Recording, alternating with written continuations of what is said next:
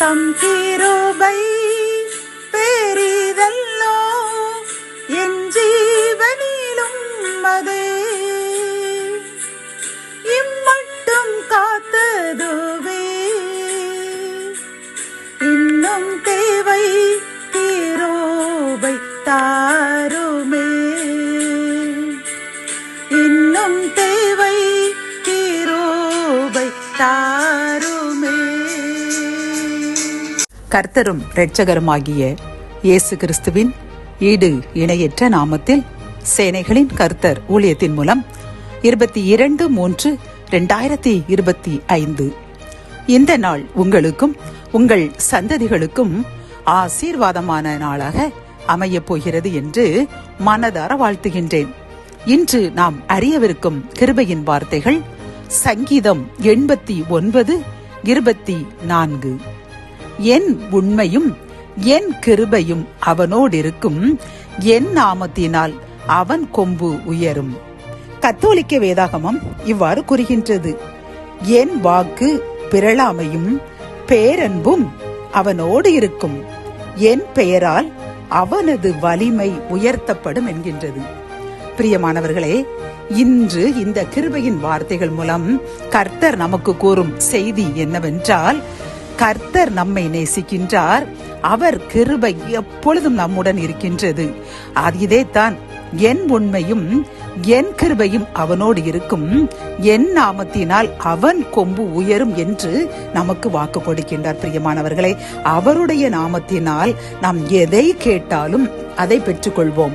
சில பேர் நினைப்பார்கள், என்னுடைய திறமையினால் தான் எனக்கு இந்த வேலை கிடைத்தது, இந்த படிப்பு படித்தேன், இந்த செல்வங்களை சம்பாதித்தேன் என்று தனது பலத்தை நம்பி வாழ்ந்து இறுதியில் அவர்கள் ஒன்றுமில்லாமல் போய்விடுகின்றார்கள்.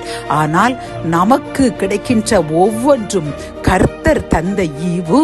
நாம் உயிருடன் இருப்பது அவருடைய கிருபை. பிரியமானவர்களே, இப்படி அவரை மட்டுமே நம்பி நம்முடைய ஆசீர்வாதங்களுக்கும் உயர்வுகளுக்கும் காரணம் அவர் மட்டுமே.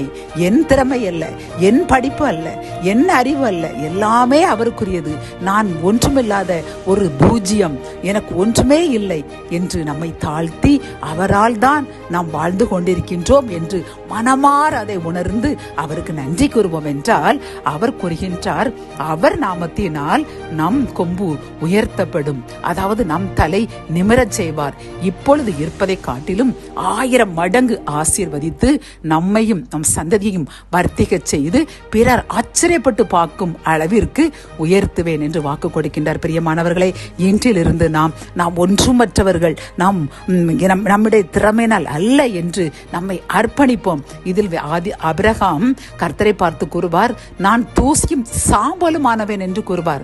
அப்படி அவர் தன்னை தாழ்த்துகின்றார். பிரியமானவர்களே, அதனால் தான் ஆபிரகாமின் தேவன் என்று கர்த்தர் அவருடைய பெயரை கூறும் பொழுது கூறுவார். இப்படி நாமும் நம்மை தாழ்த்தி நம்மை ஒன்றுமற்றவர்கள் என்று உணர்ந்து எல்லாமே அவருடையது, நமக்கும் எல்லாமே அவர்தான், தாயும் தந்தையும் கணவரும் மனைவியும் பிள்ளைகளும் அப்படி அனைத்துமே அவர்தான். அதற்கு பிறகுதான் உலகமும் நம்முடைய உறவுகளும் என்று அவரிடம் நம்மை ஒப்பு கொடுப்போம். கர்த்தர் அவருடைய வாக்குறுதிகளை வாக்குத்தத்தங்களை நிறைவேற்றி இன்றிலிருந்து நம்மையும் நம் சந்ததியையும் ஆசீர்வதித்து நம் கொம்பை நம் சந்ததியின் கொம்புகளை உயரச் செய்வார்.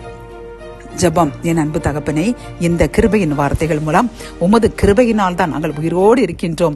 எங்களுக்கு நீர் தந்த அனைத்துமே உமது கிருபைதான். எங்களுடைய செல்வங்களோ, எங்களுடைய பலங்களோ, எங்களுடைய அறிவோ ஞானமோ ஒன்றுமே இல்லை, அனைத்தும் உம்முடையது என்று இப்போ நாங்கள் உண்மையிலேயே தாழ்த்துகின்றோம். அப்பா, என்னுடன் சேர்ந்து இதற்கு யாரெல்லாம் இதற்கு முன்பு நாங்கள் தெரியாம எங்களுடைய பலனோ என்று நினைத்து விட்டோம். ஆனால் அது அல்ல, உமது கிருபை என்று உணர்ந்து விட்டோம். இனி அவ்வாறு நினைக்க மாட்டோம். எல்லாம் நீர்தான் என்று எங்களை உமது பாதத்தில் அர்ப்பணிக்கின்றோம் என்று யாரெல்லாம் அர்ப்பணிக்கின்றார்களோ எங்களுக்காக ஜெபிக்கின்றோம். எங்களை ஏற்றுக்கொள்ளுங்க, எங்களை ஆசீர்வதிங்க, எங்கள் கொம்பை உயரச் செய்யுங்க. மீட்பர் இயேசுவின் மூலம் ஜெபம் கேளும் நல்ல தகப்பனே, ஆமேன்.